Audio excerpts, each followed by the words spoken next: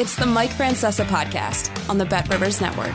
Good evening, everybody, and welcome to the Mike Francesa podcast as we review Week 6 in the National Football League, and it has started to get a little crazy here in New York. It is time to say pinch me after we look at the starts for both the Jets and the Giants. Let's start with the Giants, who are home today and now are at 5-1 on the season, and they have become not just a team that knows how to win this year, they have become the masters of the comeback. They have gone in and come from behind on numerous occasions with big fourth quarters. Now, today's game at 20-10 did not look good. The Giants mounted a very good drive to get the game to 20-17. They did a good job there. They had a score. I thought they needed to score a touchdown, not just a field goal. They needed a touchdown there to make that a 3-point game. They did, but then they were in trouble. 3rd and 1, with the game now going to be within 3 minutes. And one more first down with a very good running quarterback was going to be the end of the game because they were going to have to start using their timeouts right there. They get the first down, the Ravens do, and a procedure penalty takes it back to 3rd and 6, so that's already a huge break for the Giants there. And then comes a play that's just hard to fathom. Bad snap on the 3rd and 6 snap. We know what happens. Jackson gets the ball and decides to make his run. You figure he's going to run for what he can get and then punt the football. Instead, he throws the ball up for grabs there, and the Giants, who have not had an interception on the season, make an enormous play that turns the entire game upside down.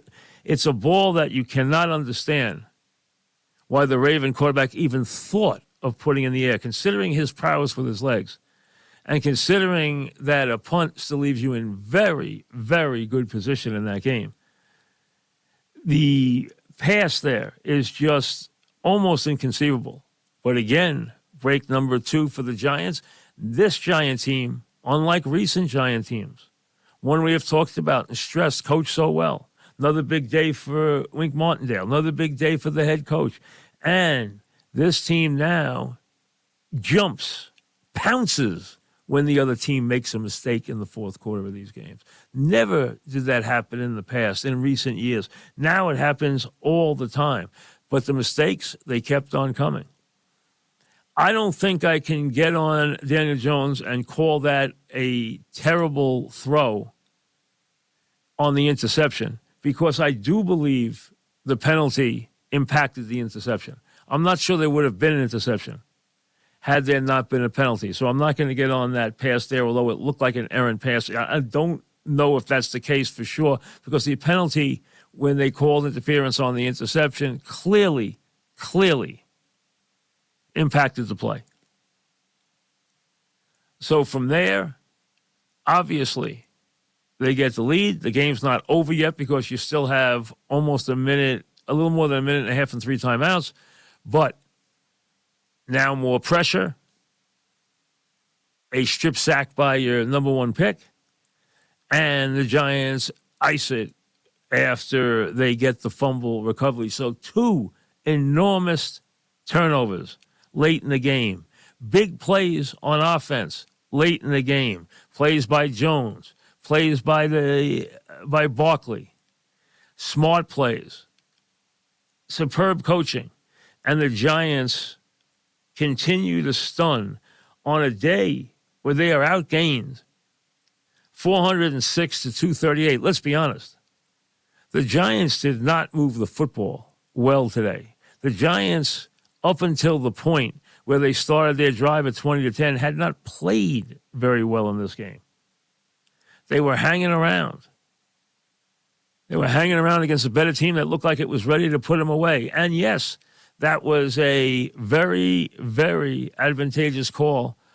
Nothing the Giants did that caused that 3rd and 1 play to be a procedure penalty when they got the first down. And I believe from there, I'm going to tell you right now, I believe the Giants would have used their timeouts and the Ravens would have gotten a first down on the ground because they're very good at that.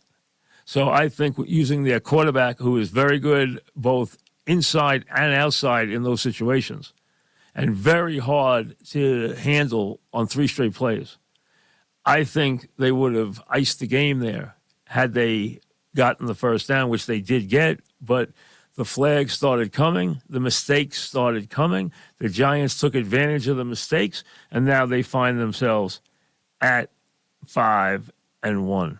Just remarkable, to be honest with you. So many times the Giants have rescued games that looked lost. This trend started with the Tennessee game, when the Giants are down 13-0, and Tennessee makes big mistakes, and the Giants jump all over them and come away with a victory there. Dable and Martindale and the rest of the Giant coaching staff have this team believing in itself, in its coaches, and now the expectations have shifted. The Giants now expect good things late in these games. They now expect to make plays and turn games around late in these games. It is a complete reversal of where they have been the last 7 or 8 years. A complete reversal. And you have to give the head coach and the organization and the defensive coordinator and the players credit for this enormous turnaround. On a day where, let's be honest, it did not look good. They forced a very talented offensive player into some really bad plays. And those plays turned out to be the difference in the game. For the Jets, it was a different story. They went to Green Bay trying to go 4-2. And we all know Green Bay's been struggling. But it's still Aaron Rodgers. It's still Green Bay. And the Jets, you know what? They dominated the game. I know the game was 3-3. But it was 3-3. But they just shut Green Bay down. They weren't good offensively today at times. They did run the ball well like everyone else has against Green Bay. Hall did get 100 yards rushing, but they weren't great today offensively. For the 3-3, the Davis play sets up 10-3. At 10-3, they get a 3rd and 7 sack, and then the block punt that breaks the game open. It goes from 17-3 to 17-10, and then Hall makes the run that makes the game 24-10, and good night the lights. This Jet team now believes in itself on defense. It's starting to make plays on offense. They have very good young players. And you see guys who are going to be around here for a very long time. Like Gardner, like Hall, like Wilson. Guys who are going to be around here, plenty of players on both sides of the ball. And this team is starting to believe in itself. Hey, they aren't there offensively. We know that. But they are making leaps defensively. And they have playmakers on offense. And they're doing all the things right, whether it's Berrios, whether it's a block punt, whether it's an aggressive play, whether it's forcing a turnover, whether it's the swagger of Gardner. The bottom line is the Jets now believe they belong, and they, in the last 3 weeks, have seen their confidence go from really disbelief to now they believe in themselves. To now where they almost have a little swagger. To now where they expect to play well in these games. They know they can match up now physically. So the point I'm making is that game today was more changing of the guard in the NFL. A team that is with a aging great quarterback is headed south versus a team that is starting to ascend and ascend quickly. So to me, this game was very real. This game was not a fluke. I expected a very close game. I really did. I didn't think the Jets would win it, but I thought it would be a game that went right to the wire. I did not think the Giants would win today, but I did think it would be close in their building. I just thought that it would be another tight game, but I really didn't think either one of the teams would win today, but I both thought that both of them would be in their games.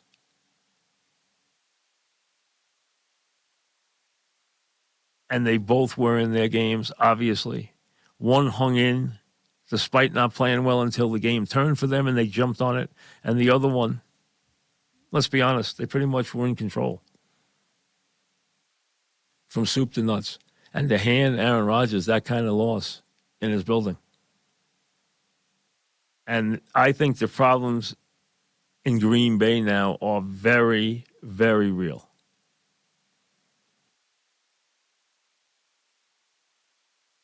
And clearly, something very good is happening in New York football. Now, don't start making your Super Bowl reservations for either squad yet, but they are clearly on the improve. The Giants have actually done it with mirrors more than the Jets have, because the last 2 weeks, the Jets have beat up on their opponents. I understand they got a kid quarterback last week. And I understand that Green Bay's got some issues right now. But you know what? The Jets, their defense is aggressive. It's powerful. It's confident. And it's acting that way. So on a day when they didn't have a whole lot of passing attack, on a day when they did run the ball well, they made enough plays to open up a big lead and coast home against the Packers. 6 weeks into an NFL season, Jets at 4-2, Giants at 5-1. Way past what anybody could have imagined for these teams. Way past. We'll come back and go around the league right after this. You're listening to the Mike Francesa podcast on the Bet Rivers Network. Back with the Mike Francesa podcast for week number 6. Let me start with the game that everybody was obviously very much anticipating. Even though it was not played at a very high level today, I thought sloppy and penalties, and neither quarterback was just as good as they usually are. I thought they both made some puzzling plays. But the bottom line is you had a close game. Buffalo came back, scored to take the lead 24-20 with a minute left, and then Mahomes threw the interception. And Buffalo gains a small modicum of revenge, if you want to call it that. You want to call Buffalo right now the best team in the league? Okay. Kansas City's going to be healthy the next time they play them, especially in the secondary. We know that. This was a game that, like, both teams could have been far more efficient in what they do. They both passed for over 300 yards, actually. They almost matched each other. Mahomes had, for him,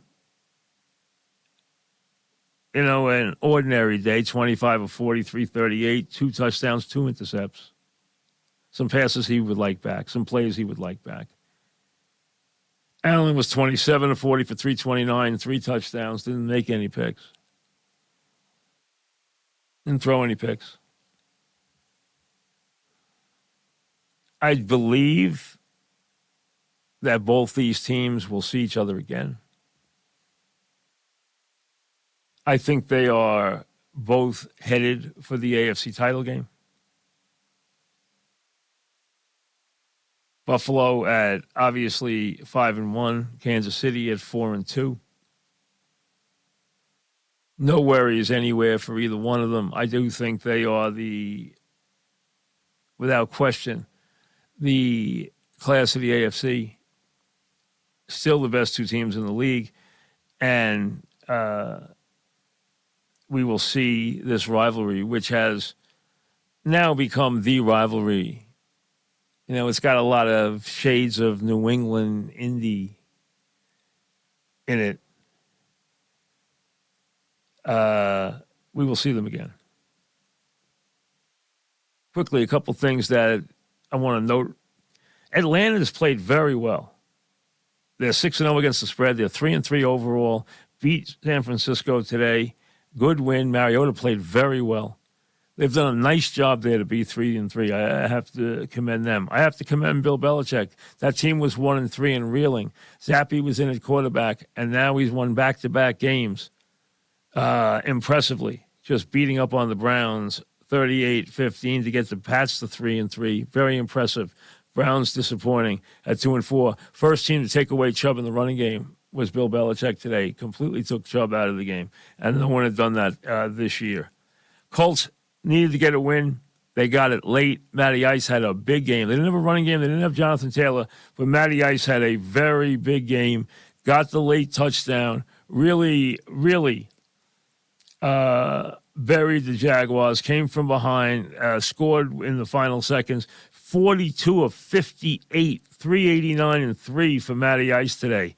One thing to note, Etienne, for the Jags, he's got to hold on to the ball. He's got to stop dropping the ball. He's got to stop fumbling the ball. But 10 rushes for 86 yards. Throwing a couple of 20-some-odd yards, catching the ball. He is an explosive player. He just has to be far better in ball security. Dolphins went to Bridgewater after Thompson got hurt. They're at 3-3, but you can't blame them with the quarterback situation. Vikings go to 5-1 and open up a big cushion in that division. Lions have been bad. Bears have been bad. Packers have been bad. Vikings 5-1. Bengals with a big win over the Saints. Big come-from-behind win to get to 3-3. Give Burrow credit. He never quits in the fourth quarter of those games. Buccaneers lose to the Steelers. Buccaneers have issues.